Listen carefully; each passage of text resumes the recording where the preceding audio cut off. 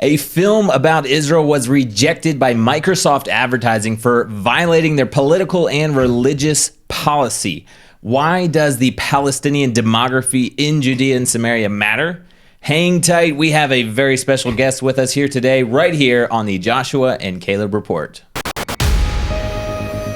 In a world plagued with anti-Israel propaganda, Yavel presents the Joshua and Caleb Report, a positive voice of truth straight from Israel's heartland. In a world of negativity and fake news, every Christian should be connected to the life and positivity that Israel brings to the world. Ladies and gentlemen, we've got a stellar show for you here. As you can tell, Luke is glad to have you here, but Aaron Lipkin, it's like super to have you here. We've got a professional in the house, a local from the town of Ofra. Aaron Lipkin grew up, born and raised in these parts. And you've got some great information for us today regarding the Arabs. We just did this show, Aaron. You saw it. You liked it. And that was good. There's a lot of people. It's going viral out there about the Arab villages, how empty they are. But we left some cliffhangers, Luke. We really did. We left a lot of big question marks out there. Why does it even matter?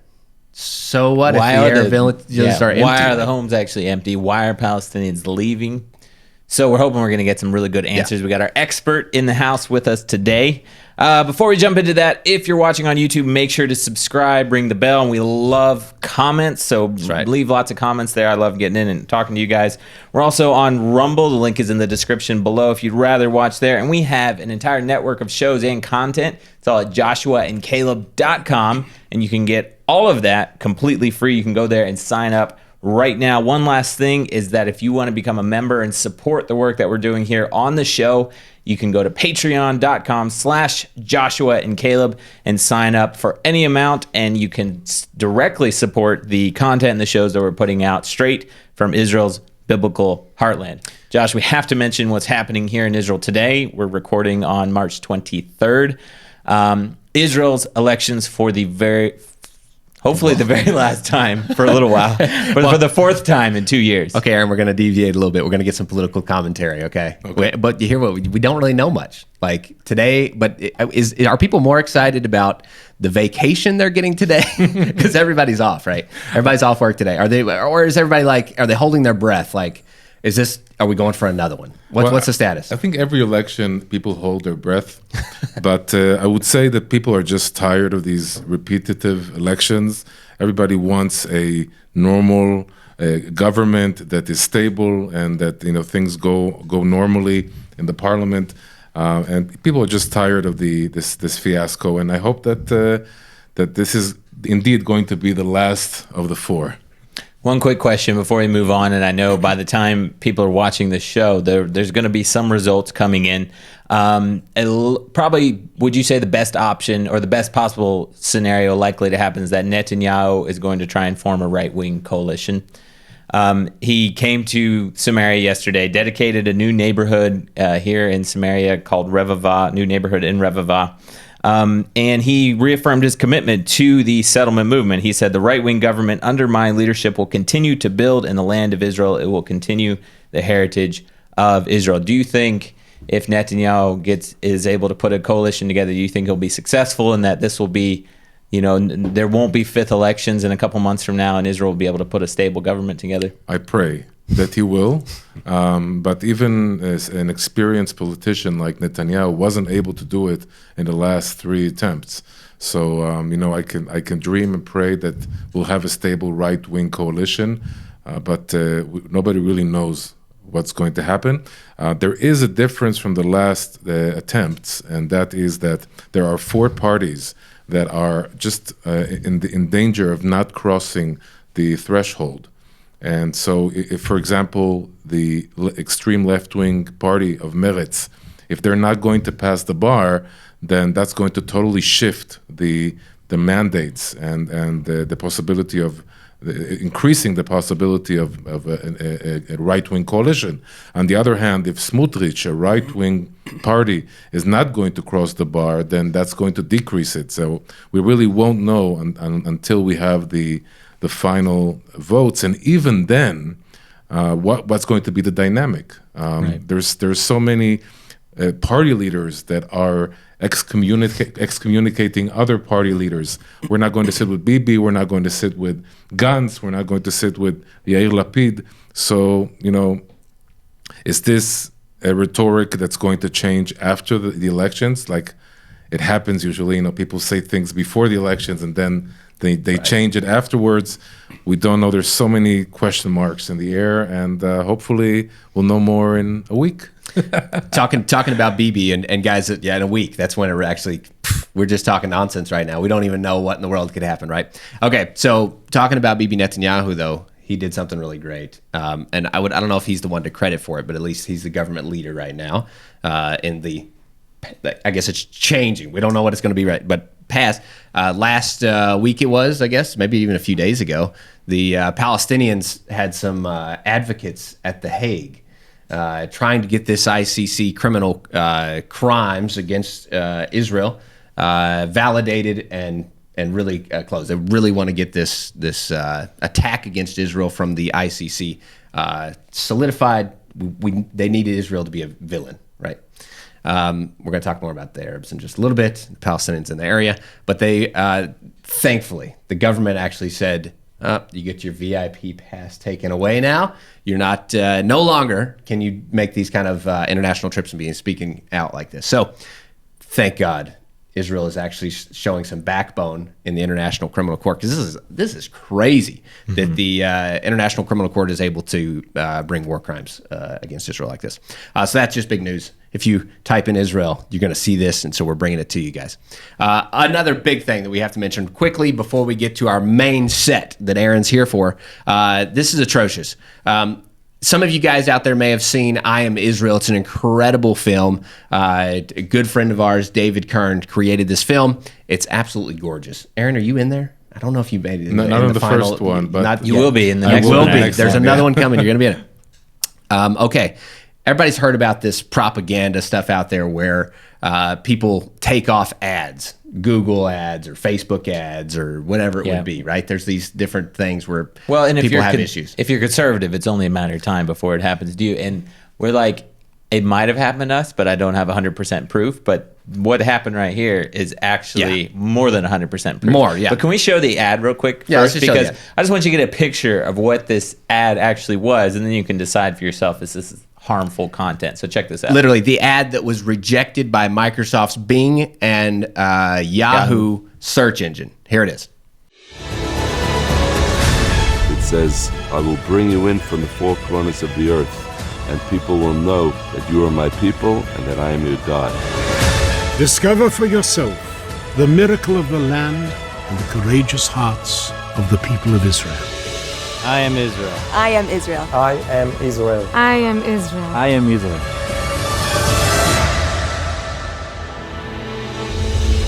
Visit IamIsraelFilm.com to begin your journey. Okay, guys. That's okay. That's a good ad. You just got to say that's a good ad. I think it'd be hard to look at that and just not be just stunned and captivated by the beauty of Israel. Right. But a good friend of ours, producer, filmmaker, director of the I Am Israel film, David Kern, he runs this ad with Microsoft Advertising, right? And he gets this email in response. Microsoft, they disapprove his ad, so he contacts them. He says, hey, what's going on?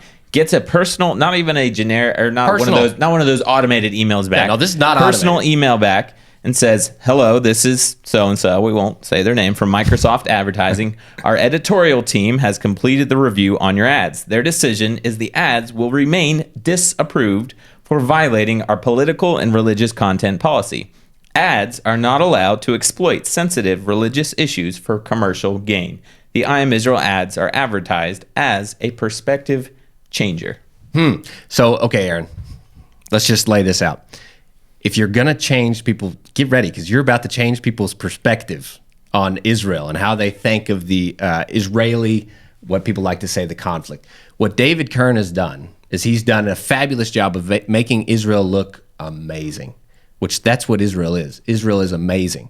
And when you do that on Bing and Yahoo search engine, you get this email that says you're changing people's perspective from being good are from being bad to good, and therefore we're going to say you can't do that. Now, let me just say, if Aaron was, or if David Kern was creating a film that made Israel look bad, I doubt he would have ever gotten this email. That's bad news, guys. So this is what we're going to do, Luke. Tell them what we're going to do. Okay, here's how you fight back. Are you guys ready? This is your chance to get a free copy of the film I Am Israel. Go to IamIsraelFilm.com.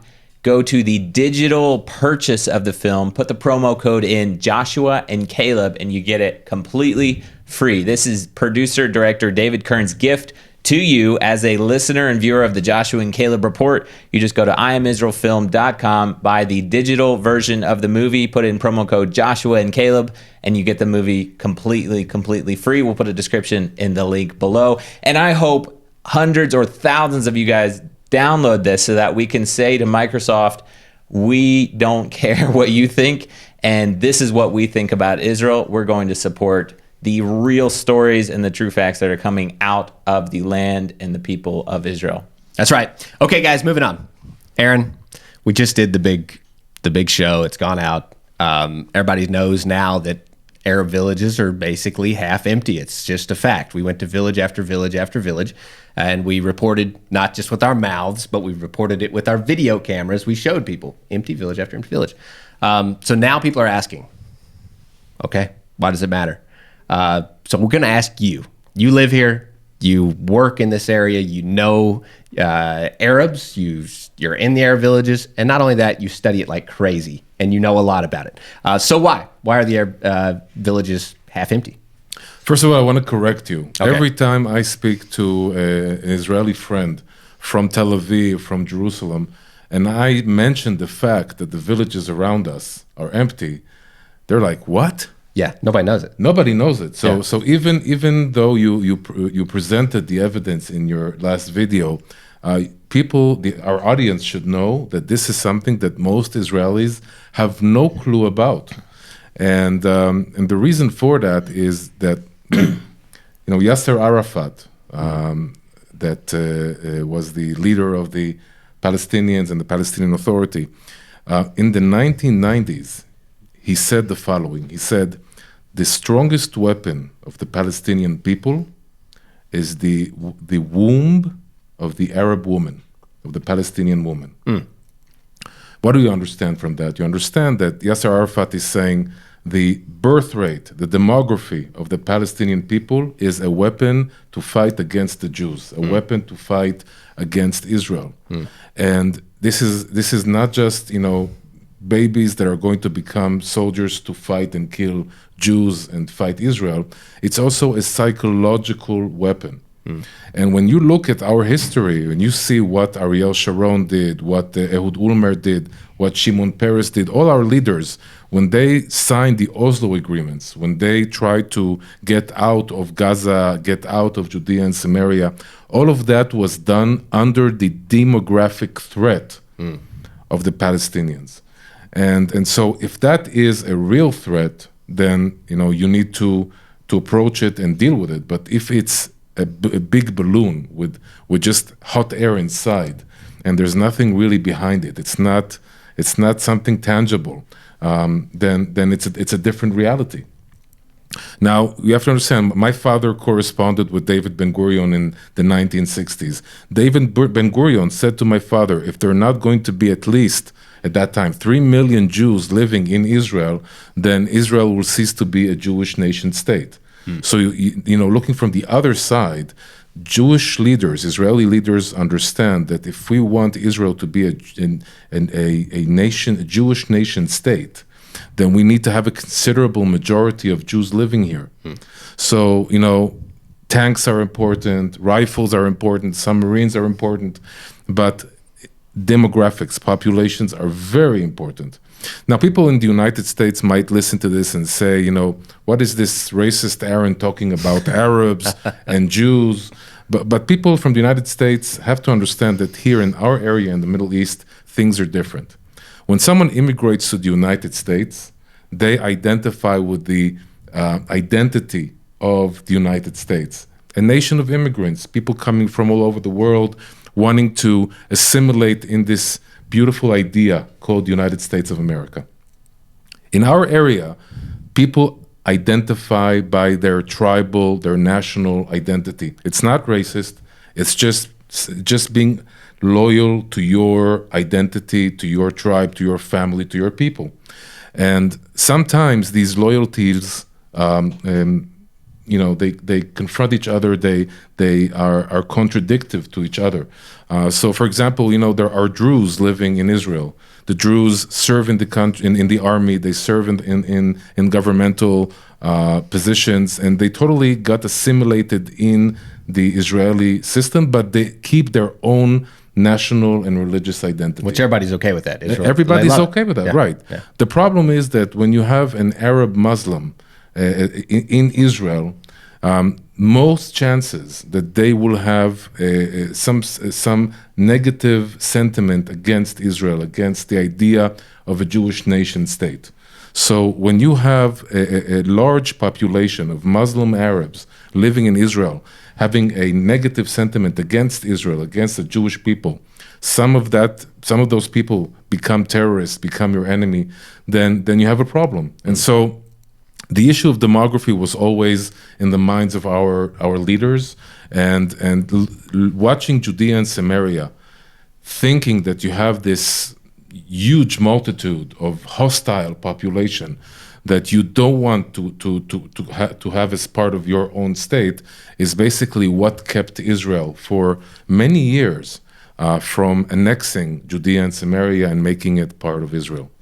Okay, so I want to talk about population a little bit, because when we started driving around, we went a lot of Arab villages. We drove through some, we stopped at several, we showed the life, but everywhere we went, we're seeing empty houses. Every turn when we're on, roads going through Arab villages, we're seeing 100 houses on a hilltop, and 5 of them are inhabited, and the rest are completely empty.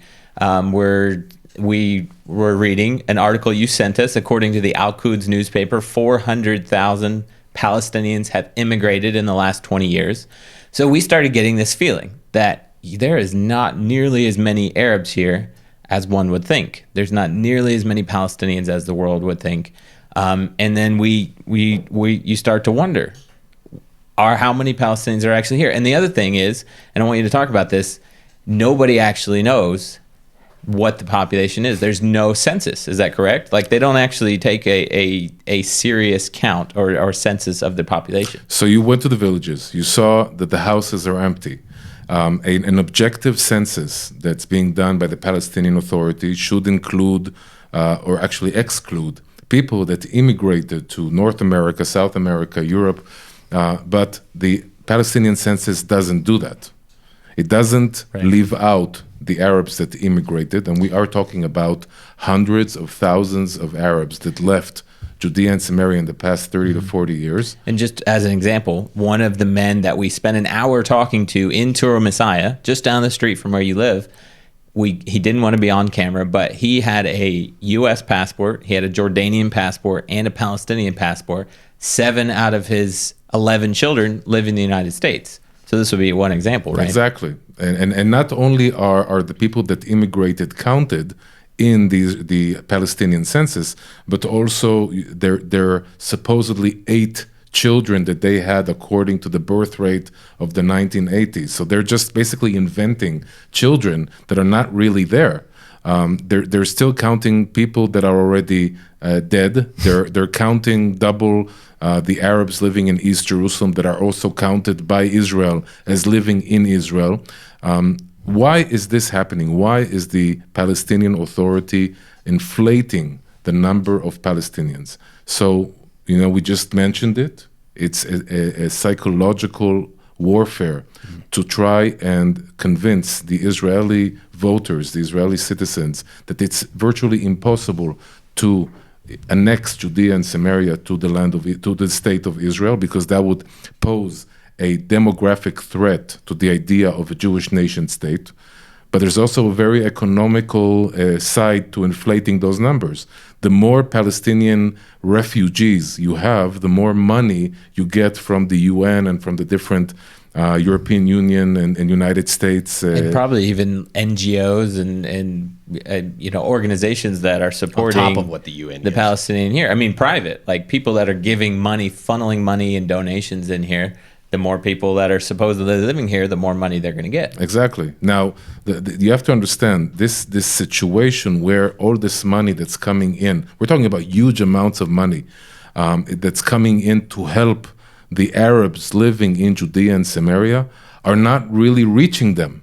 Okay, and I have a lot of Arab friends from villages all around that are shouting, "Where are the millions? Where are the millions? We're getting terrible health care from the Palestinian Authority, no education, bad infrastructure.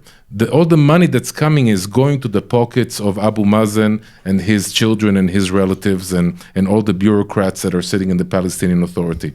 So this terrible situation that's being caused by the Palestinian Authority, a dictatorship that's really making their life miserable, is one of the reasons why they're leaving Judea and Samaria and are going to North America, South America, Europe, Australia. When you're asking them, why are you leaving, and you're not having a camera in their face, they'll say the truth. They'll say, it's just, we want a better life, and the Palestinian Authority just won't give us that life.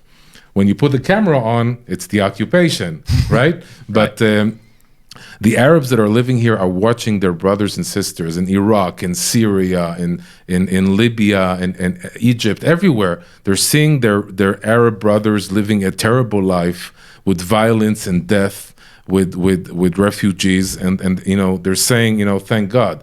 But then they're looking at their relatives living in the United States and in Europe, in South America, and they're saying, we want a life like that. We want good health care. We want good education. And they immigrate. And so, the Palestinian Authority doesn't report that. The Palestinian Authority inflates the numbers in order to scare Israel and Israeli leaders from annexing Judea and Samaria. I've got it right here. It says Palestinian Statistics Bureau states in 2009 there was 2.4 million Palestinians, and then 2019 there's 2.9 million. What do you think about those figures? Well, I would like to give you a number, but nobody knows. I don't know. And even Caroline Glick, a very good right-wing reporter, says the same thing. She says we cannot make a political decision about Judea and Samaria without knowing exactly how many people live in Judea and Samaria. When you ask the Palestinians, like you just said, they say around 3 million Palestinians live in Judea and Samaria. When you ask the Israeli army, they'll give you a slightly lower number, around 2.5 million. When you ask right-wing statisticians from Yoram Ettinger's team, they will talk about 1.5 million. So, this gap between the 3 million and the 1.5 million is a gap between deciding if Judea and Samaria is going to be part of Israel or not. That's exactly the discussion. And I think that when President Trump started talking about allowing Israel to apply its sovereignty over Judea and Samaria, one of the things that were being planned by the civil administration and the government was to do a census, to walk from house to house, knock on the door, check who's living there, and publish the numbers.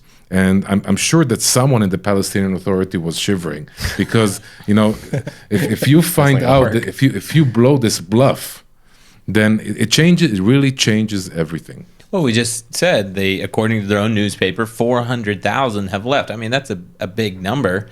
And you just proved, they're still counting their dead people. They're using a formula of the birth rate from the 1980s, you said, right? And they're doubling the numbers of the Palestinians in East Jerusalem. So, I mean, you take all those things, and there's no way you can trust the numbers. I mean, it could be off as much as 1 million people, right? So, yeah, I mean, they should be shivering in their boots. So I guess the question I want to ask is, why does all this matter? Like, what's the big picture here for Israel?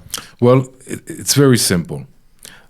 Israel, I believe, will eventually join Judea and Samaria to the rest of the state of Israel.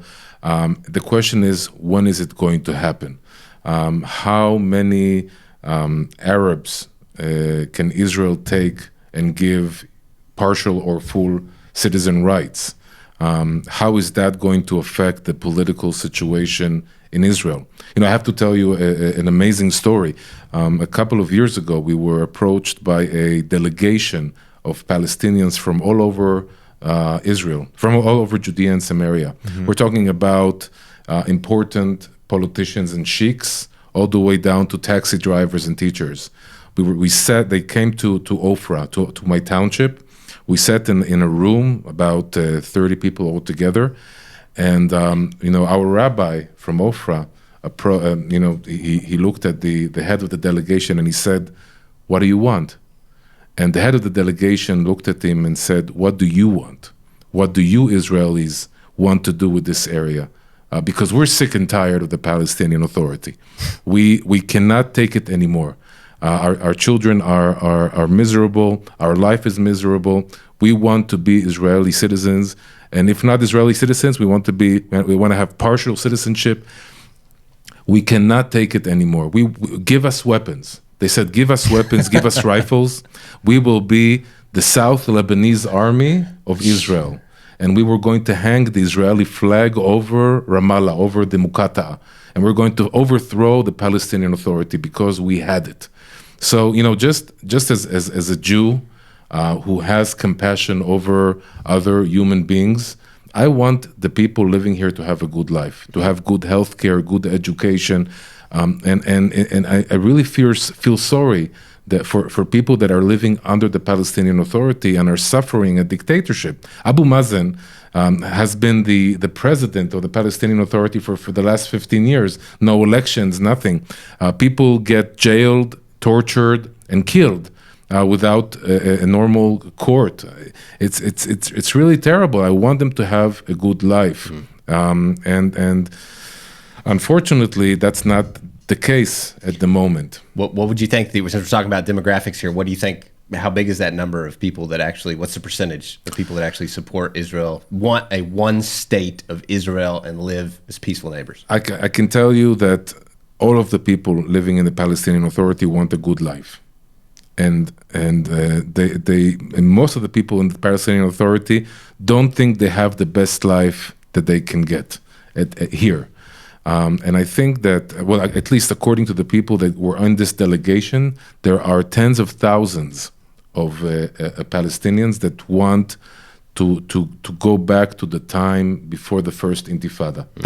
That's the sentence. We missed the time before the first Intifada when we could go with our car to Tel Aviv, to Jaffa, to Jerusalem, to shop, to have good friends. I remember as a child, traveling to Cyprus with our friends from Shuafat, Arab friends. It's just unthinkable. I'm telling this to my children; they can't imagine it. But that was the reality in the 1980s before the first Intifada. So hopefully, Israel will understand that it's time to bring Judea and Samaria back, and I think we're getting closer to that point. We just need more government, more courage, a stable government today, and also a supportive American president. Hey, we're working on that. Trying to do our part. Okay, guys, this is stuff you will not hear in the media. You won't hear it anywhere else. Right. Special thanks to Aaron Lipkin. Aaron, Thanks, how Aaron. can people find you online if they want to connect more with you? Well, we have a Facebook page, and I have really great posts about archaeology. That's right. And amazing drone footage. And Bible and amazing drone footage. And so you could befriend me on Facebook. We have a travel agency that arranges tours to Judea and Samaria. So it's lipkintours.com. And I'm all on YouTube and Google. So just look up the name Aaron Lipkin and be inspired. And be inspired. And lots of good content. Yes, definitely. All right, guys, connect with Aaron Lipkin online. Leave us a comment down below. Let us know what you think. We want to hear your questions and comments and feedback. In the meantime, be strong, be courageous, and be the voice of Joshua and Caleb in your generation.